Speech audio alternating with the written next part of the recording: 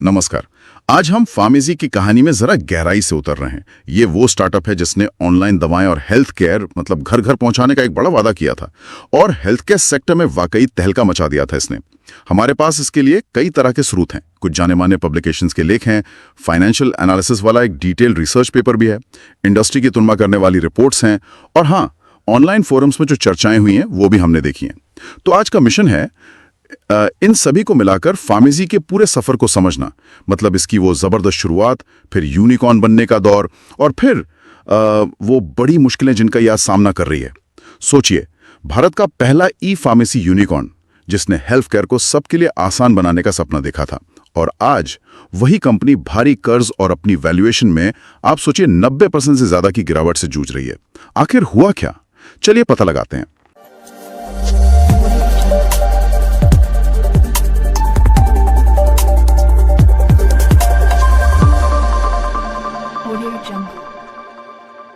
तो कहानी शुरू होती है 2015 में धर्मिल सेठ और डॉक्टर धवल शाह के साथ, जिन्होंने फार्मेसी की नींव रखी। मकसद साफ था, दवाएं और हेल्थ केयर प्रोडक्ट्स ऑनलाइन मंगवाना एकदम आसान बनाना।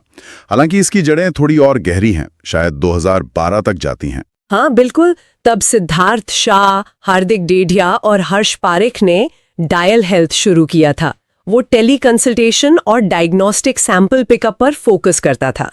फिर 2013 में सप्लाई चेन को बेहतर बनाने के लिए एसेंट हेल्थ आया। अच्छा। हाँ, फिर 2019 में इन सब का विलय हो गया फार्मेसी के साथ और एक पेरेंट कंपनी बनी एपीआई होल्डिंग्स। और इससे वो तीनों भी, मतलब सिद्धार्थ, हार्दिक, हर्ष, ये भी फार्मेसी के सह संस्थापक बन गए। सही। तो शुरुआत से ये सिर्फ दवा डिलीवरी नहीं बल्कि एक पूरा हेल्थ केयर इकोसिस्टम बनाने की सोच रहे थे। बिल्कुल, और उनका जो शुरुआती टेक ऑफ था वो मतलब कमाल का था। इसमें महामारी ने एक बड़ा रोल निभाया, ये मानना पड़ेगा। हाँ, कोविड के दौरान। हाँ, कोविड के दौरान जब सब कुछ बंद था तो ऑनलाइन दवाइयों और हेल्थ सेवाओं की जरूरत अचानक बहुत बढ़ गई। हाँ। फार्मेसी का बिजनेस तेजी से बढ़ा और उन्होंने खासकर टियर 2 और टियर 3 शहरों की उस जरूरत को पकड़ा जहां अच्छी स्वास्थ्य सेवाएं मिलना वैसे भी एक चुनौती थी। इसी दिशा में उन्होंने ढक्कन जैसा प्लेटफॉर्म भी लॉन्च किया था ना? हाँ, ढक्कन। उसने डॉक्टर मरीज के ऑनलाइन जुड़ाव को काफी आसान बनाया। घर बैठे टेस्ट बुक करना, सैंपल देना, रिपोर्ट्स डाउनलोड करना, ये सब मुमकिन हुआ उससे। और फिर रिटेलियो भी आया। उसने तो छोटे फार्मेसी स्टोर्स के लिए जैसे खेल ही बदल दिया। हाँ, रिटेलियो एक B2B ऐप था। उसने छोटे फार्मेसी वालों को सीधे होलसेलर्स से जोड़ दिया। इससे उन्हें पता रहता था कि कौन सी दवा कहाँ उपलब्ध है, ऑर्डर करना आसान हो गया, स्टॉक मैनेज करना बेहतर हुआ। अच्छा। और सबसे बड़ी बात, जो दवाएं पहले 3-4 दिन में पहुंचती थीं, वो अब 24 घंटे में मिलने लगी, क्योंकि सप्लाई चेन लोकल लेवल पर मजबूत हो गई थी। इसने छोटे केमिस्ट्स को बड़े प्लेयर्स के सामने टिकने में काफी मदद की। जाहिर है, इस तेज ग्रोथ और इतने बड़े विजन ने निवेशकों को आकर्षित किया होगा। बिल्कुल। अप्रैल 2021 में प्रोसेस वेंचर्स और TPG ग्रोथ जैसे बड़े नामों से करीब $350 मिलियन की फंडिंग आई, और इसके साथ ही फार्मेसी बन गया भारत का पहला ई फार्मेसी यूनिकॉर्न। वैल्यूएशन लगाई गई $1.5 बिलियन। $1.5 बिलियन। हाँ, और कुल मिलाकर देखें तो इस पूरे सफर में इन्होंने शायद 1.1 से 1.2 बिलियन के बीच फंडिंग जुटाई। काफी पैसे था। और इनका बिजनेस मॉडल कैसा था? मतलब पैसा कहाँ से आ रहा था? वो भी काफी मल्टी लेयर्ड था। एक तो जो पार्टनर फार्मेसीज थी उनसे कमीशन लेते थे। फिर ऑनलाइन डॉक्टर कंसल्टेशन से फीस आती थी। फार्मेसी प्लस जैसी सब्सक्रिप्शन सर्विस भी थी, जिससे एक रेगुलर इनकम का सोर्स बना। और हाँ, उनका एक बड़ा B2B फार्मा डिस्ट्रीब्यूशन नेटवर्क भी था। टेक्नोलॉजी की मदद से, जैसा कि एक रिपोर्ट में कहा गया, वो करीब 1 लाख रिटेलर्स को 4500 डिस्ट्रीब्यूटर से जोड़ रहे थे। तो ये सब मिलकर एक बहुत बड़ा ऑपरेशन बन चुका था। यूनिकॉर्न बनने के बाद तो रफ्तार और तेज हो गई होगी। हाँ, फिर उन्होंने विस्तार और अधिग्रहण की रणनीति अपनाई। जनवरी 2021 में अपने कॉम्पिटिटर मेडलाइफ को खरीद लिया। मेडलाइफ को? हाँ। और फिर आया वो कदम जिसने इंडस्ट्री को सच में चौंका दिया। जून 2021 में थायरोकेयर टेक्नोलॉजीज में 66.1% हिस्सेदारी खरीद ली। हाँ, थायरोकेयर। वो भी 45,446 करोड़ रुपए में, मतलब लगभग $612 मिलियन। बहुत बड़ी डील थी। और ये अपने आप में अनोखा था। एक डिजिटल हेल्थ स्टार्टअप एक लिस्टेड प्रॉफिटेबल डायग्नोस्टिक कंपनी को खरीद रहा था। इसके पीछे सोच क्या थी? इतना बड़ा दाव क्यों? देखिए, सोच बड़ी थी। एक integrated digital health care ecosystem बनाना, मतलब pharmacy, lab test, doctor consultation, सब कुछ एक ही जगह पे। थायरोकेयर एक जानी मानी मुनाफा कमाने वाली कंपनी थी। इसे खरीदने से फार्मेसी को हाई मार्जिन वाले डायग्नोस्टिक बिजनेस में सीधी एंट्री मिल जाती। अच्छा। और शायद उम्मीद ये भी थी कि आईपीओ लाने से पहले कंपनी की फाइनेंशियल हेल्थ थोड़ी बेहतर दिखेगी, क्योंकि थायरोकेयर प्रॉफिट में थी। लॉजिकल लगता है, लेकिन ये सिर्फ एक महंगा सौदा नहीं था, ये एक बहुत बड़ा दाव था। मतलब क्या एक टेक स्टार्टअप एक स्थापित लैब चेन को सफलतापूर्वक इंटीग्रेट कर पाएगा? ये सवाल तो रहा होगा। बिल्कुल, और यही सवाल आगे चलकर बहुत महत्वपूर्ण साबित हुआ। थायरोकेयर के अलावा भी अधिग्रहण जारी रहे। अक्नेमेड को खरीदा, जो हॉस्पिटल सप्लाई चेन में थी। मार्ग और रेडबुक जैसी फार्मेसी ईआरपी सॉफ्टवेयर कंपनियों को खरीदा, और कई रीजनल डिस्ट्रीब्यूटर्स को भी। इरादा साफ था, सप्लाई चेन से लेकर कस्टमर तक पूरी वैल्यू चेन पर पकड़ बनाना। लेकिन यहीं से कहानी में ट्विस्ट आना शुरू होता है ना? हाँ, यहीं से मुश्किलें शुरू हुई। इतनी तेजी से विस्तार और खासकर थायरोकेयर जैसा महंगा अधिग्रहण, ये कंपनी के फाइनेंस पर भारी पड़ने लगा। कंपनी लगातार घाटे में थी, खर्चे कमाई से कहीं ज्यादा थे। आंकड़े क्या कहते हैं? कुछ नंबर्स हैं हमारे पास? हाँ, देखिए, वित्त वर्ष 2023 यानी FY23 में रेवेन्यू तो बढ़कर 6,644 करोड़ हुआ, जो पिछले साल FY22 के 5,781 करोड़ से ज्यादा था। ठीक है, रेवेन्यू बढ़ा। हाँ, रेवेन्यू बढ़ा, लेकिन इसी दौरान घाटा भी खतरनाक तरीके से बढ़ गया। FY22 में घाटा करीब 3,993 करोड़ था, वो FY23 में बढ़कर 5,210 करोड़ हो गया। 5,000 करोड़ से ज्यादा का घाटा। हाँ, मतलब आप अंदाजा लगाइए, हर 1 रुपए कमाने के लिए वो लगभग 1 रुपए 78 पैसे खर्च कर रहे थे। बाप रे, ये तो सस्टेनेबल नहीं है। बिल्कुल बिल्कुल नहीं। और इस घाटे के पीछे सबसे बड़ा विलन था थायरोकेयर डील के लिए लिया गया कर्ज। अच्छा, वो कर्ज। हाँ, पहले कोटक महिंद्रा बैंक से करीब 2,200 करोड़ रुपए का ब्रिज लोन लिया गया था।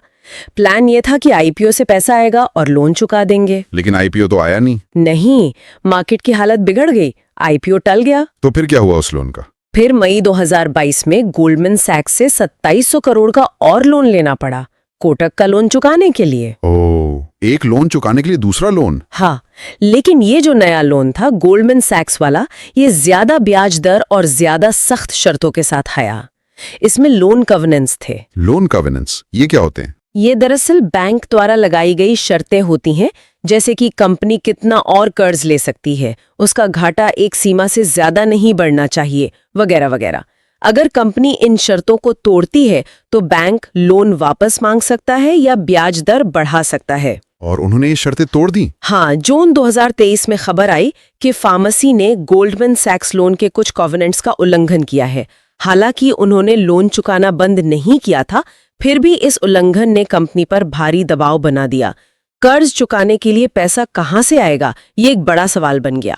इसका असर तो सीधा वैल्यूएशन पे पड़ा होगा। जबरदस्त असर पड़ा। अक्टूबर 2021 में जो कंपनी $5.6 बिलियन की थी, सितंबर 2024 तक उसकी वैल्यूएशन 92% गिरकर सिर्फ $458 मिलियन रह गई। 92% गिरावट, ये तो मतलब हाँ, ये जुटाई गई कुल फंडिंग से भी कम है। जेनिस हेंडरसन जैसे बड़े ग्लोबल इन्वेस्टर ने तो अपनी किताबों में फार्मेसी की वैल्यू लगभग शून्य कर दी थी। ये निवेशकों के भरोसे में भारी गिरावट का सीधा संकेत था। ग्रहण के बाद थायरोकेयर का अपना रेवेन्यू और मुनाफा भी गिर गया।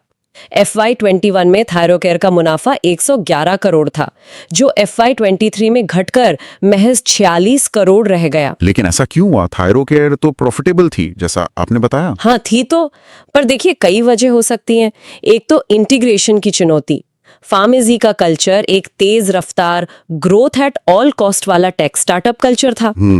थायरोकेयर एक स्थापित पारंपरिक लैब बिजनेस था, जिसका अपना तरीका था, अपना डीएनए था। इन दो अलग डीएनए वाली कंपनियों को मिलाना आसान नहीं होता। शायद कल्चर का टकराव हुआ, हो सकता है। दूसरा हो सकता है थायरोकेयर का अपना ब्रांड, जो लोगों के भरोसे पर बना था, वो फार्मेसी की बड़ी ब्रांडिंग के नीचे कहीं दब गया। नतीजे में थायरोकेयर का एबिटा यानी ब्याज, टैक्स, डेप्रिसिएशन और अमोर्टाइजेशन से पहले की कमाई वो लगभग आधा हो गया और मार्केट कैप 60% से ज्यादा गिर गया। ये दिखाता है कि सिर्फ वित्तीय या बाजार के तर्क काफी नहीं होते। एकीकरण की सफलता इस बात पर निर्भर करती है कि क्या दो बिल्कुल अलग डीएनए वाली कंपनियां वाकई एक साथ काम कर सकती हैं। और लगता है यहाँ ये तालमेल बुरी तरह चूक गया। और उधर मार्केट में कंपटीशन भी तो बढ़ रहा था। हाँ, टाटा 1mg, नेटमेड्स। बिल्कुल, कंपटीशन बहुत तेजी से बढ़ा। अक्टूबर 2022 में फार्मीजी का मार्केट शेयर करीब 33% था, लेकिन सितंबर 2023 तक ये गिरकर सिर्फ 15% रह गया। आधा रह गया। हाँ, लगभग आधा। इसी दौरान टाटा 1mg ने जबरदस्त वापसी की। उनका शेयर 19% से बढ़कर 31% हो गया और वो मार्केट लीडर बन गए। वाह। रिलायंस का नेटमेड्स और अपोलो फार्मेसी भी अपनी जगह बनाए हुए थे, करीब 15-18% शेयर के साथ। तो मुकाबला बहुत कड़ा होता जा रहा था। क्या ग्राहक भी थोड़े नाखुश थे सर्विस वगैरह को लेकर? आंकड़े तो कुछ ऐसा ही इशारा करते हैं। एक मेट्रिक होता है नेट प्रोमोटर स्कोर, NPS, मतलब ग्राहक आपके ब्रांड को दूसरों को कितना रेकमेंड करेंगे। हाँ, NPS। उसमें टाटा 1mg 73.7 और नेटमेड्स 67.6, दोनों फार्मेसी से 61.8 से आगे थे। अच्छा। और ब्रांड प्रेफरेंस में भी नेटमेड्स 28% सबसे आगे था, फिर फार्मेसी 18% और टाटा 1mg 15%। इससे लगता है कि शायद टाटा 1mg सर्विस पर ज्यादा फोकस कर रहा था, जबकि नेटमेड्स की ब्रांड पहचान खासकर छोटे शहरों में ज्यादा मजबूत थी।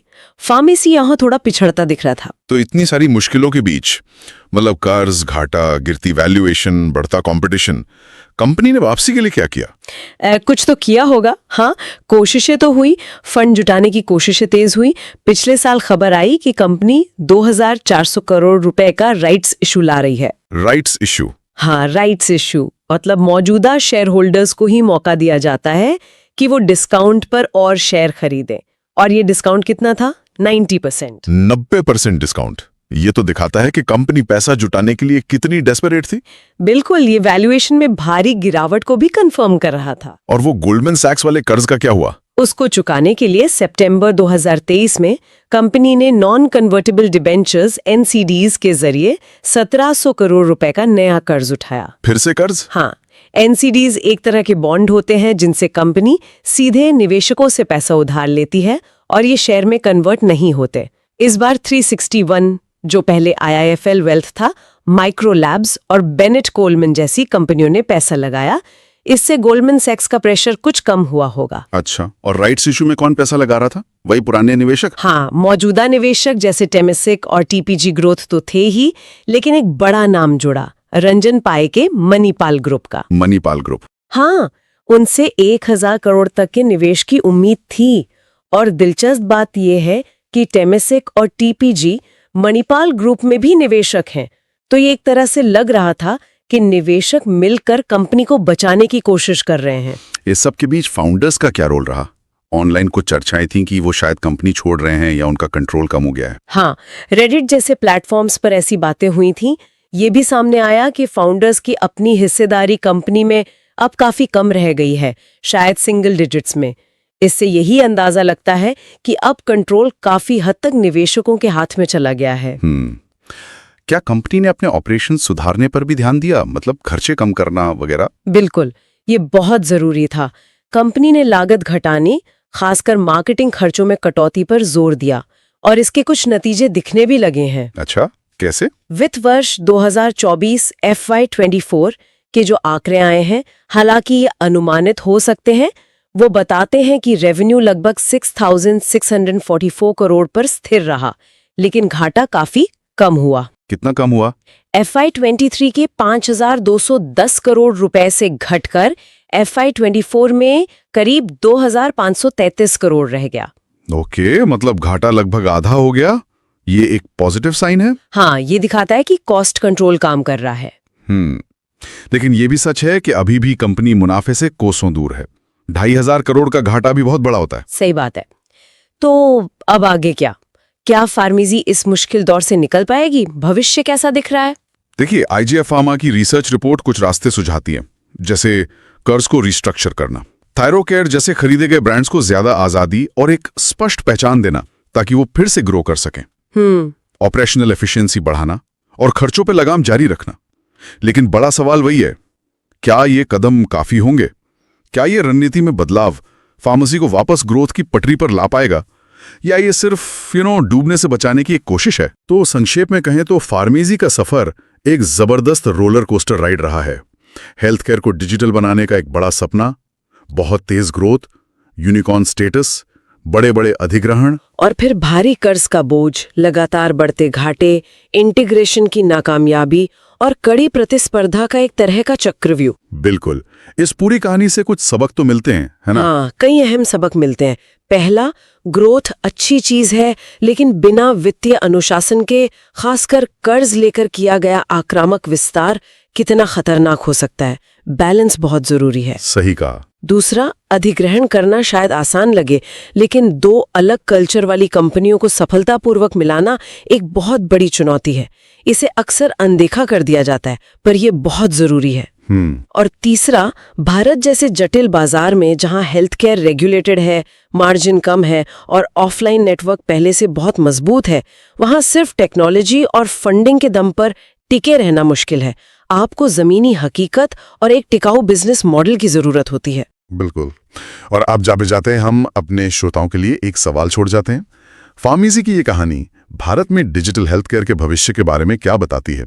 क्या सिर्फ टेक्नोलॉजी और भारी फंडिंग ही भारत की गहरी स्वास्थ्य समस्याओं का हल है, या फिर असली जवाब एक हाइब्रिड मॉडल में छिपा है, जहां टेक्नोलॉजी, पारंपरिक तरीके, मजबूत ऑफलाइन मौजूदगी और सबसे जरूरी एक सस्टेनेबल, मुनाफे वाले बिजनेस मॉडल का सही संतुलन हो?